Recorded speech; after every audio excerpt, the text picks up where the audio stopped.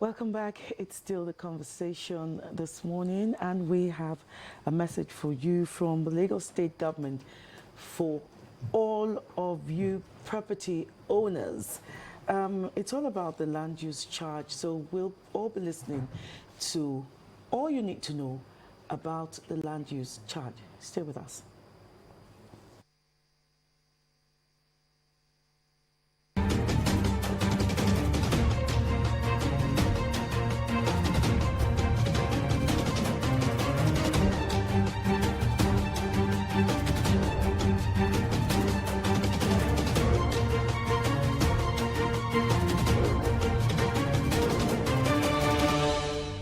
Lagos State government is charged with the responsibility of looking after the welfare of the people and then, promoting economic growth and development, through various initiatives and projects. The financial requirements for providing these social, physical, and economic projects or infrastructures that will jumpstart Lagos State is very enormous. And as a result of that, there's a need to generate adequate revenue to meet these objectives. And like we all know, in Lagos State does not have oil. The biggest potential, resource-wise for now in Lagos State is land. Land use charge is a revenue area for Lagos State government. And what we wanted the states, particularly the property owners, to know is that they have a civic responsibility to paying their property taxes, because this land use charge is another name for it is property tax. Mr. Governor has been magnanimous enough to give them 15% discount. If you pay, you get 15% discount. These are all things that were put in place to help them to be able to, perform that. We do not want to burden anybody, but we also would like people to know that this tax is not on the masses. It's just on properties. And in Lagos State, we say we are 24 million people. The properties in Lagos are not being owned by not more than, less than 1 million people owns this property. So we're saying in essence that over 23 million Lagosians are not, will not pay that tax because they don't own properties. So it's not something, people say, the economy is tight, why are you putting this burden on the people? It's not a burden on the masses. It's just a charge on the properties or owners, as simple as that. The first time the Lagos Land Use Act was, enacted was in 2001. And of course, it has been reviewed subsequently. The most current one we have now is the 2020 Act, passed by the Lagos State House of Assembly.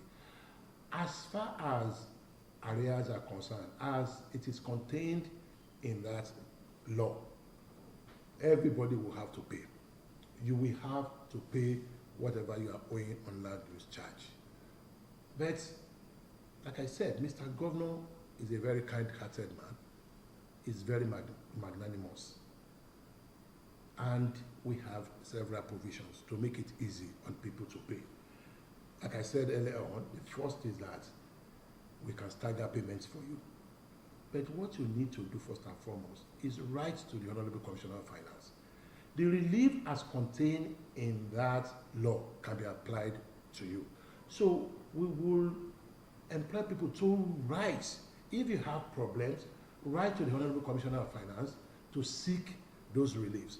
And within the ambit and confines of the law, the Honorable Commissioner of Finance will grant those reliefs. But like I said, any amount that has been owed by anybody must be paid in full. The process of payment is very flexible, is very diverse, and it's also very, very integrated. What do I mean by that? Number one, you can, at the back of every bill, the mode of payment is written there. One can pay in the banks.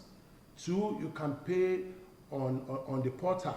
Okay, you can log into Lagos State portal for land use charge, and you can pay directly from the portal. And also we have our offices, land use charge offices and tax offices across all the zones of Lagos State. You can also walk to the neighboring land use charge office and make payment. You know, it's so interactive, that it's so easy. All the banks in Lagos collect land use charge. You will have at least a branch of a bank in your area, so it is easy to make payment.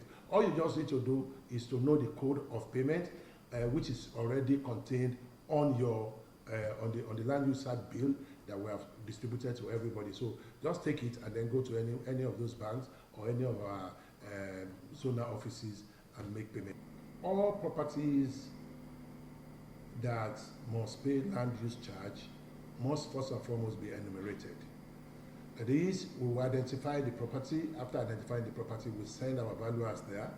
The valuers will look at the property, they will evaluate the property, they will measure the square meter, they will look at several things, and then the property will be uploaded into our database. The first challenge that we encounter is that when we go to do property identification and enumeration.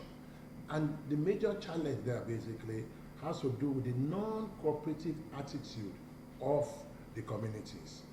What do I mean by that? Several communities, there are several cases that we have reported to the police when the agent of government goes out to identify and enumerate the property. Some communities that will, form themselves into a stumbling block. They start beating government officials. In fact, different cases, government officials have been taken to hospital after they sustained several injuries. The way we have negotiated this, and which we have continued to do, is to continue to have town hall meeting with the traditional rulers in the area. So we have gone to resuscitate the revenue court in Lagos. All the things needed to make sure that revenue court is working, we have embarked on that. And Mr. Governor has graciously supported that. So what it means is that when there are disputes of payment on land use charge, when there are defaults, after severally reminding you that you needed to pay and you refuse to pay, we will take the property owner to court. According to that Land Use Charge Act of 2020, land use charge is levied on the property. It is levied on the property. Whether the property is developed or is not developed, land use charge is levied on it. Secondly, the law also recognizes people that have been exempted. Some of the people that have been exempted, I will name just a few. Number one is retirees. Retirees that own properties and lives there are exempted from paying land use charge, provided there's a proviso, provided no part of that property is rented out. But if you're a retiree and you rent out your property, or you use your property to earn income, you use your property to engage in any trade that gives you income, you are no longer exempted. Secondly, the religious places, religious premises, the worship and religious premises that are not being used or that do not attract revenue or fees, religious and educational institutions that do not attract fees. So for instance, if a religious body has a school that is charging fees, they are not exempted. But if they are not charging fee, they are exempted. We have some Roman Catholic churches and all of that have different organizations. If the purpose of that place is just to go and worship God or pass religious education, you are exempted. But when you engage in other educational activities that entails you taking fees from students, you are not. The same thing mosques. You are exempted if the sole purpose of it is to just go there and worship God and go home. Then we have military institutions, federal government military institutions. Majority of those institutions are also exempted. On the issue of who pays property tax, it's defined in the law. Property tax is paid by the owner.